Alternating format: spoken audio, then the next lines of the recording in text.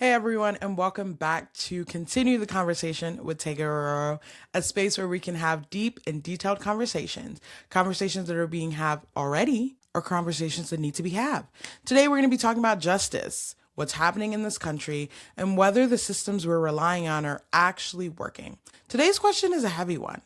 Is America fucked? I don't ask this question with shock value. I ask it because a lot of people are looking at the news from federal hearings with recently Pam Bondi's questioning the escalating immigration enforcement to the deadly incident in Minnesota involving ICE agents and wondering what the heliante is going on. We see nurses killed during federal law enforcement operations, a mother shot, protests erupt, conflicts consistently happening in our country, political hearings that are feeling more like theater than accountability. So the real question is the dysfunction by design, or are we just letting unchecked power happen?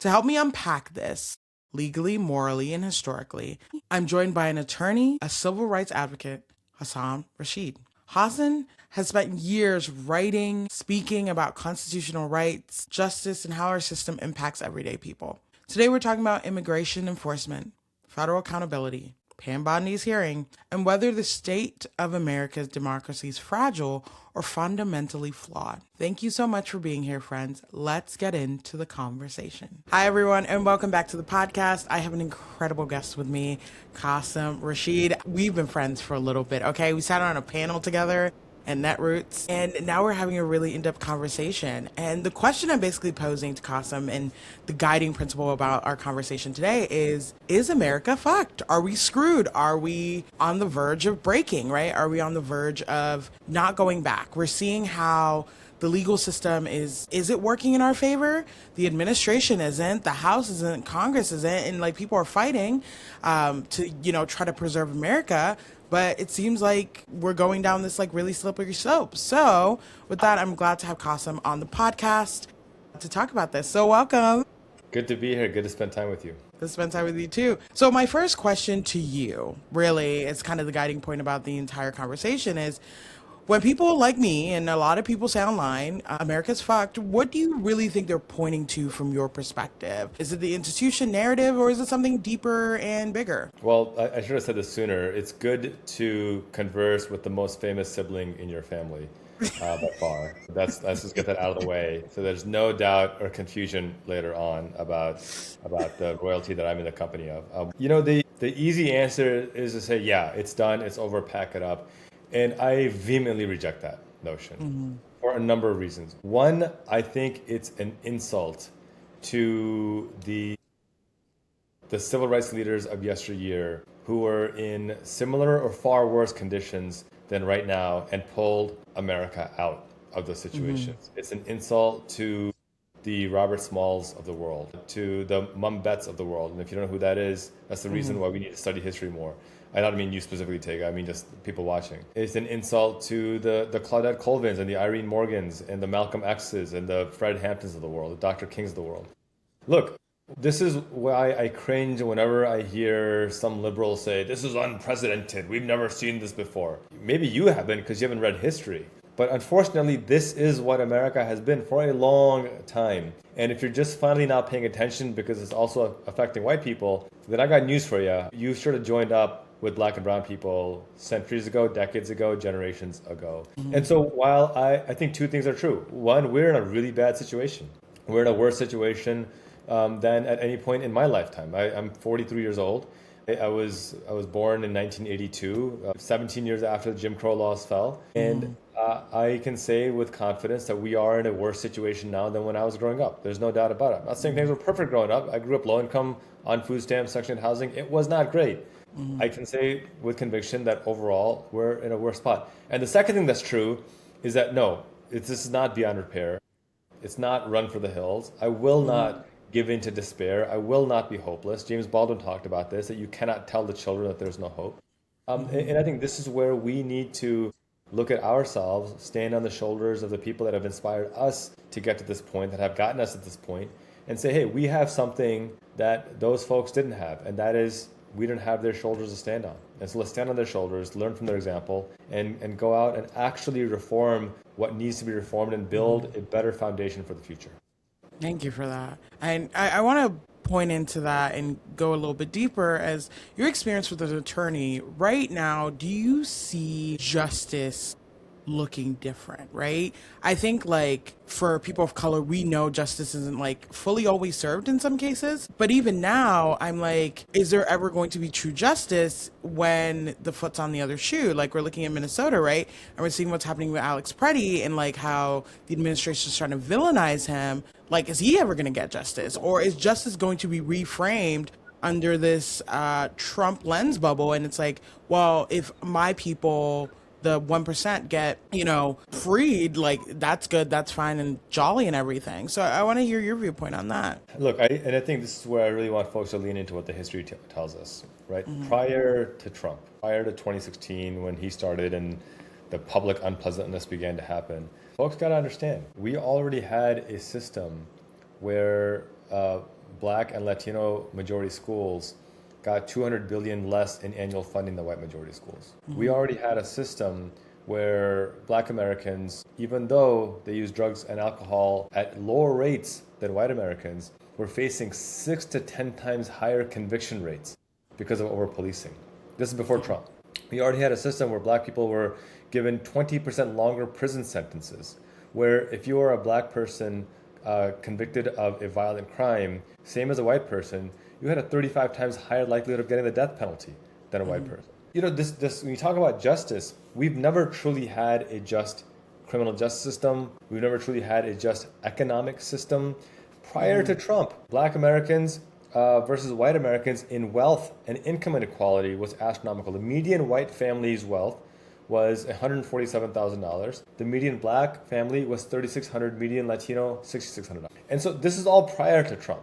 And the reason why I point this out is because, again, two things can be true. Things were bad before, and they're worse now. You can't just now suddenly say, well, now justice isn't being served. We have to recognize that this is a perpetuation. And one of the frustrations that I have with folks on the left, and I consider myself on the left, so I want to be very clear about this, because I've given up on these MAGAs on the right. I like these politicians, I've given up. I expect nothing from them except their efforts to maintain raw power. I'm critical of folks on the left because I expect better. I expect justice. I expect decency and integrity. And when I don't see it from the people, you know how like which friend is going to skip out on paying for a bill and you don't even bother with them anymore? But the ones that you usually bank on, when they skip out, you're like, come on, man, that one hurts. That's kind of how I feel about this right now. And so when I see folks on the left, we're rightly condemning Trump's cruel immigration policies and ban on asylum. Where was that energy when Joe Biden banned asylum when he was president? We're rightly condemning Trump's cruel deportations and refusal to pass comprehensive immigration reform. Where was that energy when we were protesting Obama and calling him the deporter in chief?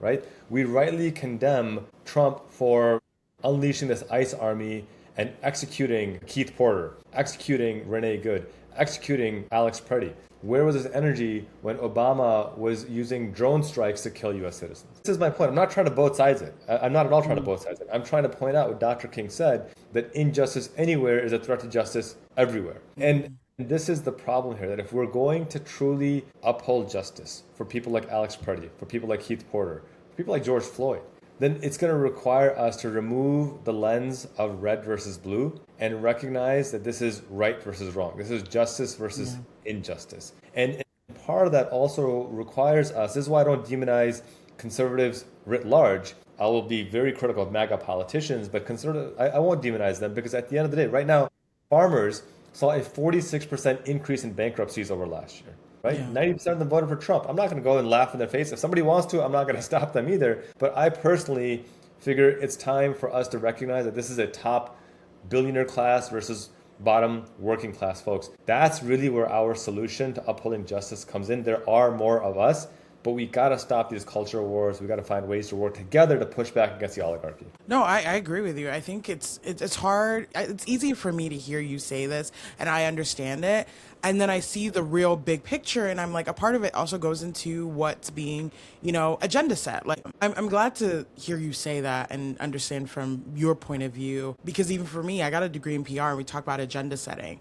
And every time I look at the news now, I go, this is agenda setting, right? You're hearing the same topics regurgitated regurgitated or moved around in a certain way that this is going to be on your mind. And then you look at like other independent news media sources and they're talking about more things than just what the agenda is being set. With that being said, I'm going to do a little bit of agenda setting right now. We're going to talk about Pam Bondi and the hot mess express that was that hearing.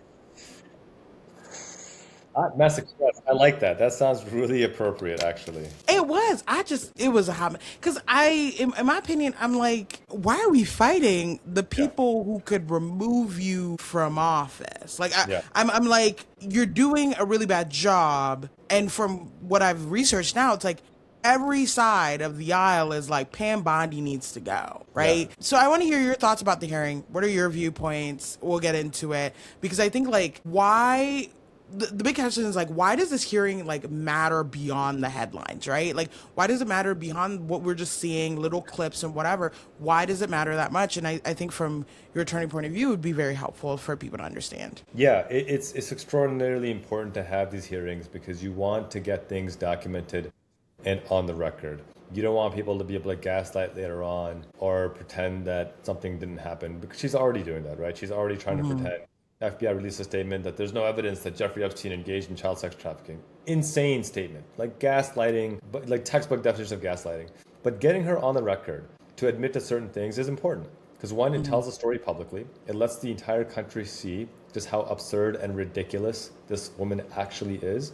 And two, it allows us to scrutinize and get her on the record with certain principles that we can then utilize later on and hold later on because the courts are still functional for the most part. Supreme Court, but the rest of the courts are still functional for the most part, and we need to be able to get that stuff on the record. So I think to your question about why she was the hot mess express, I think my theory is pretty simple, and I think this is not my original theory, but folks have talked about this, and I tend to ascribe to this. When a fascist starts their fascism, they get to a point where they're in so deep that they know that if they return power to someone else, they're going to be screwed.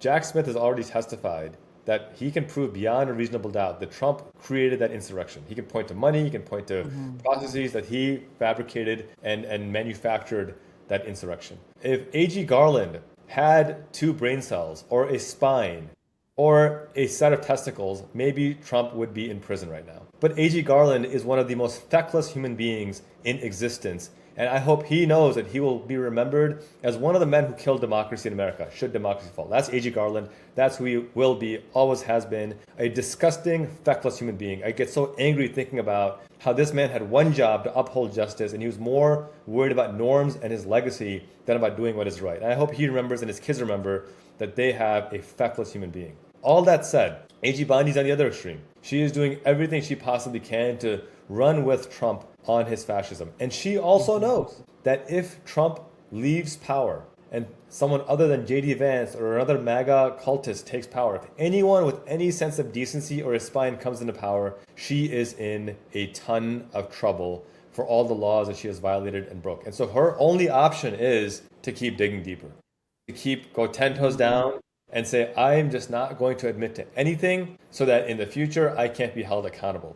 That's what's happening right now. They know they are in so deep that they are going to be held accountable in their own Nuremberg-style trials, and they can't risk that. And so her only option at this point is support Trump. I mean, that's it. That's really what it comes down to. She has no other choice.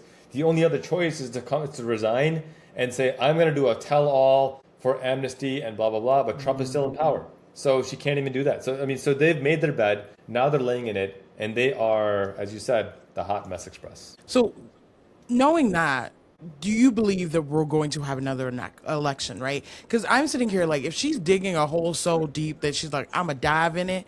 I don't know where the end of the pit is going to be because I know that like, potentially Donald Trump's administration is there to catch me. Like, is there still a worry from like a little bit of a legal aspect that like, we might not have another election. We're seeing what's going on with the SAVE Act and why that, got voted on. And it's going to make it harder for a lot of different people. Like, for me, luckily, I had a passport as soon as, I immigrated here. And I had to renew it. So I have that proof and, my social security number and other things. And I've been registered for a while. But, I kind of want to talk about that. Just a little bit of a two-parter. Are we going to have another election? Is the SAVE Act going to, destroy American democracy a little bit? I want to bring that to you. I just published on the SAVE Act on my Substack. And one, I think Link in that's, bio.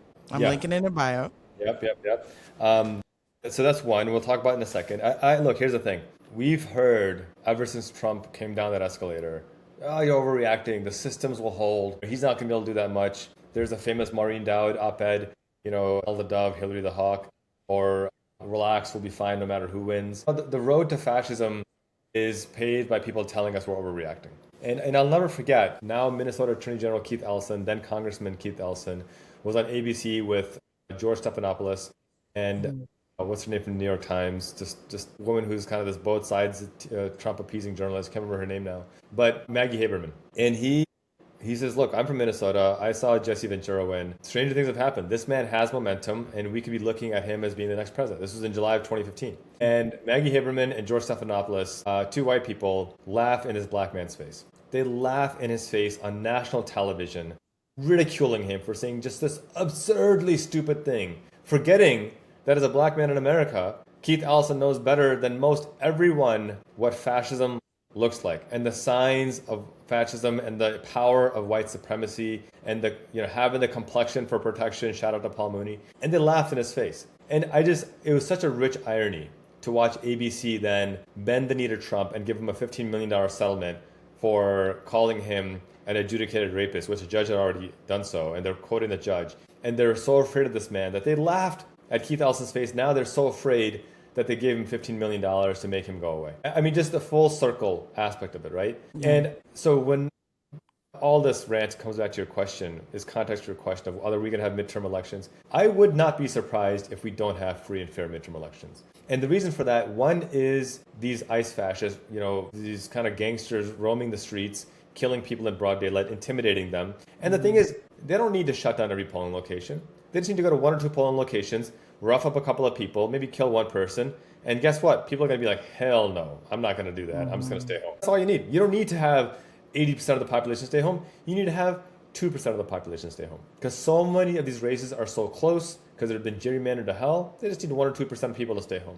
And that's fundamentally the problem. And who's going to prosecute that? And by the time you prosecute that, the election's already over. And people have moved on. And so that's one fear I have. The second fear I have is the SAVE Act, which is a problem in search of a solution.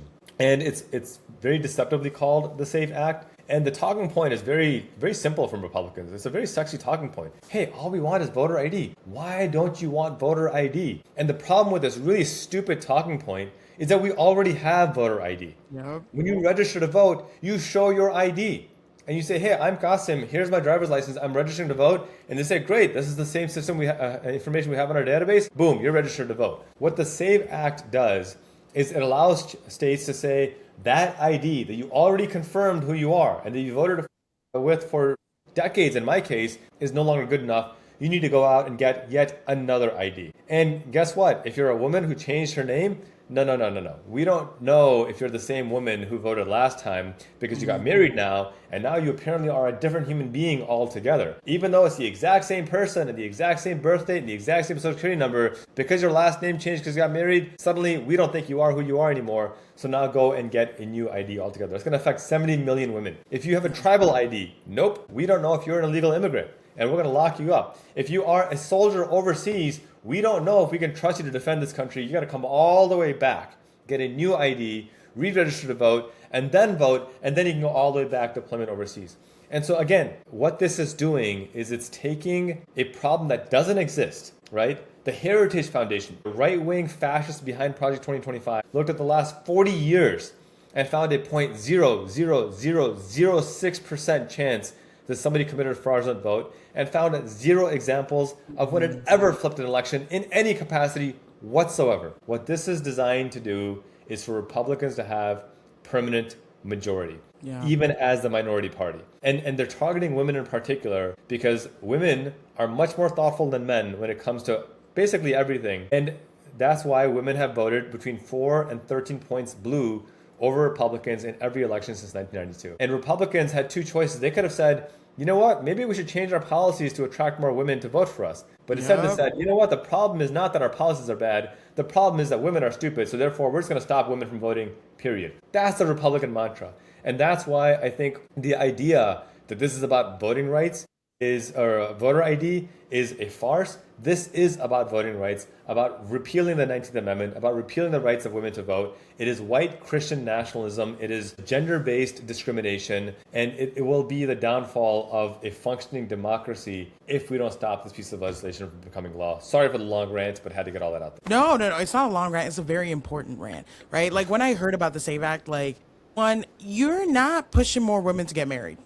And you're not pushing more women to change their names, right? There was a big thing. A friend of mine, she actually texted me when it came out, and she was like, "Hey, my sister has a question. Like, will this drastically affect you?" And I was like, "Yes, it will. It will drastically affect you in a way that is like not great." And to even go back, like in the state of Michigan, once you get an ID, you immediately go into their voting. Like you don't have to register. Once you get your ID or you turn 18, you immediately get moved into like voter registration.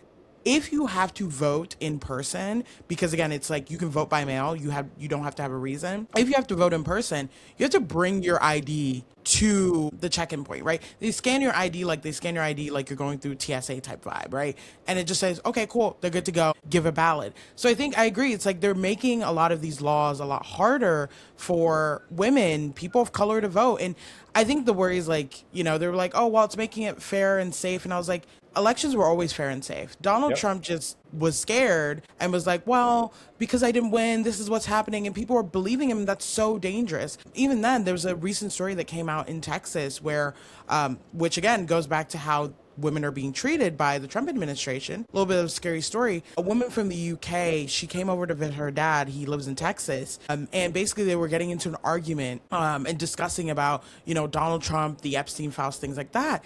It gets to a point where she was like, well, if this happened to me, what would you do? And he responded with, well, I have 2 other daughters who live with me, so I wouldn't mind that much. And then shoots her and she dies, right? Currently, what I know from the case is that this man is scot-free, which is insanity to me, right? Yep.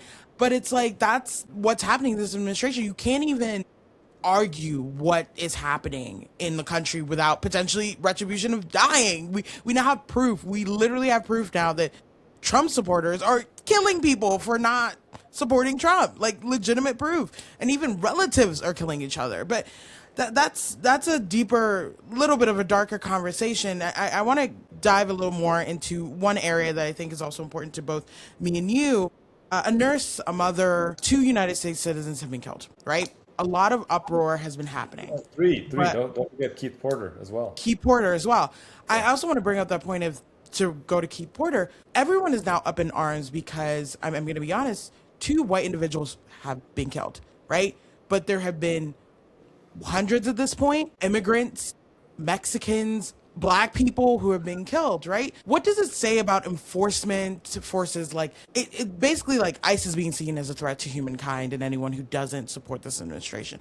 Like, how is that true for you? And like, if you've seen any of that from your end? It's so funny because like the MAGA talking point is, well, just comply and they'll leave you alone. And it's like, if you live in a country where immediate compliance is required, otherwise you get executed, you don't live in a free country. That's what a dictatorship is. Either comply immediately or I will shoot you in the head and get praised by the president of the United States and the vice president and the attorney general.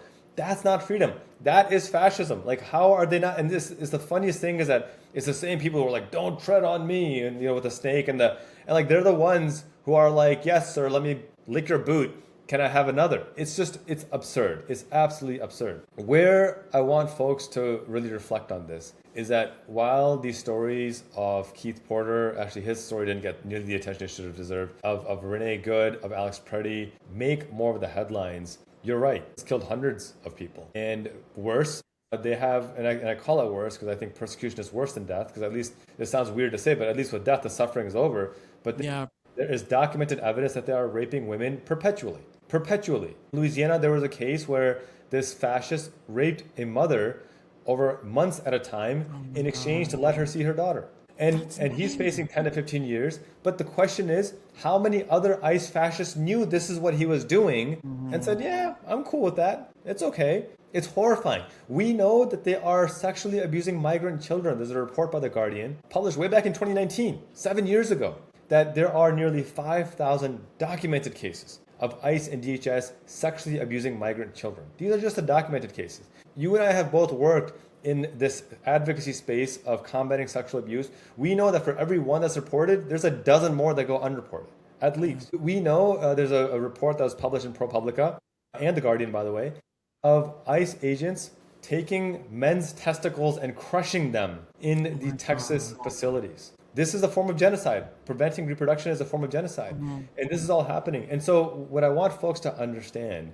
is that this is already happening. The horror stories you learned about concentration camps in Germany, they're already being built here in the United States. And one thing you learn about German citizens is many of them said, we had no idea it was happening.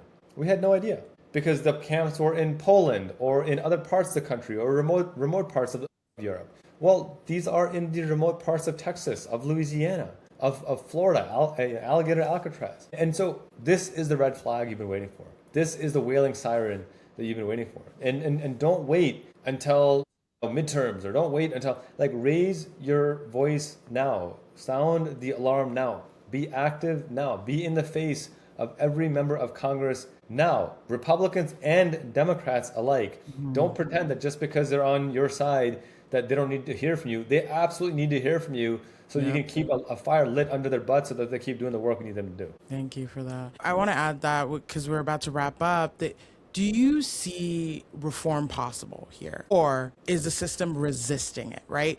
But right now, I think that a lot of people are saying ICE is doing a great job, all this stuff, and I'm like, well, no. If you're not a person of color, I'm sorry, you might see it differently from your angle, but this is a lived experience for Black people in the United States. So I want to ask that question: is reform possible in this administration, ICE, Pam Bondi, which we've discussed as well, or is the system resisting it? Because from my opinion, it's resisting, but I want to hear yours. Look, ICE can't be reformed. It can't. You can't reform systemic child sexual abuse. And anyone who thinks you can, shame on you for thinking that you can reform child sexual abuse. You need to break apart the whole system. You can't reform systemic rape of women. I'm sorry. You can't come to me and every single person who says we can reform this, ask them, would you want a woman in your life to be handled by these ICE fascists? Take all the reforms you want and apply them. Would you be comfortable with a woman in your life being handled, or a child in your life being handled by? The answer is going to be no every single time, because they know that you can't reform this. And this whole BS about, well, progress takes time and we have to, it's trash. It's nonsense. It's cowardice. Zoran Mamdani has been mayor for 6 goddamn weeks, and he's got free childcare already established for millions of people for the first 2 years, and it's going to go to 4 years. He's returned $5 million to gig workers who were scammed by DoorDash and by Uber. He's reinstated 10,000 Uber drivers who were wrongfully terminated. And this is just 6 weeks in. So don't give me this nonsense about it takes time. It takes effort. It takes sincerity and conviction. And if you don't have it, then get the hell out of the way and let somebody with a spine do the job that you're not willing to do. Thank you. Thank you so much. And my last question to you, which I want to end with a little bit of hope, because we have to be the hope. We have to be the light in the darkness that's currently happening in America. I appreciate your work. I see every time you post, it gives me hope. I think that when Kamala Harris lost, I was crying. Okay, I was under my couch a little bit, didn't move for a couple of days, but creators like you, attorneys like you, people I've talked to and connecting with through this podcast, this conversation, you guys are the hope, right? You guys are the hope of what, we want for America.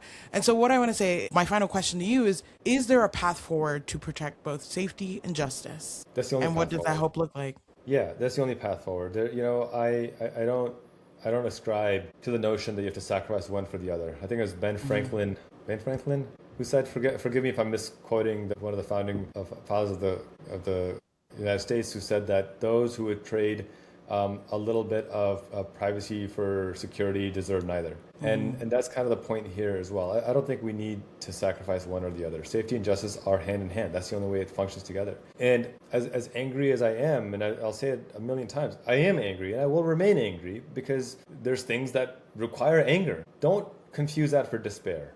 Don't confuse that for hopelessness. I'm channeling my anger into work and advocacy and supporting good candidates and knocking doors and making phone calls and donating where I can and platforming candidates on my platforms, because that's how we fight back. That's how we're going to be effective in fighting back. And so for those of you who are feeling hopeless, The best advice I can give you is look around, find somebody who is running for office, who gives you hope, and work with them, volunteer for them, support them. And I promise you, if you do that consistently, not only are you going to be able to channel your rage into something productive, but you're also going to become a beacon of inspiration for those around you. It's not a high bar. You don't need millions of social media followers. You don't need millions of dollars. You simply need to channel that anger and that rage and be consistent with it. And I promise you, you will start to see a change in yourself and in your circle in a very short period. I'm talking in less than 3 months, you'll start to see a meaningful response, but you got to get started. Nobody else can do that for you. You're the one who's got to do that for yourself. Thank you, Qasim, for the clarity, the conversation, for diving deeper. If you guys want to check more out on what he's doing, what his work is, the link will be below. And I appreciate you being a part of this conversation. So thank you so much. I appreciate it. You, Tega. You're amazing. I love your content. Anytime I'm feeling like in a rut and I just want to smile and laugh at something goofy and smart and intelligent, I always pull up your content and it never fails. It never once fails. Thank you for being you. Adore you and adore the work that you do. Thank you. So I hope you all enjoyed that conversation with Qasim. I think it's hard to think about moments like this and you can feel easily overwhelmed. It's easy to scroll and shake your head. And yes, this country is a mess, but what we talked about today reminds us that the system doesn't just break randomly. They're shaped, they're reinforced, and they can also be changed. If people understand what is happening and decide to engage, whether you're talking about federal hearings, immigration enforcement, or tragic events in Minnesota, these are the lines of accountability. Who has power? Who checks it? And who pays the price when it comes to unchecked? Asking, is America fucked? Led to a really great conversation. It's about honest enough assessment of what's going on and to be brave enough to speak up and talk about what's going on. If this episode challenged you, made you think about things, and gave you like a conversation about something you've been feeling to share it. Have those conversations. Talk to people. Stay engaged. Thank you so much for being here. Make sure you subscribe, like, and comment down below.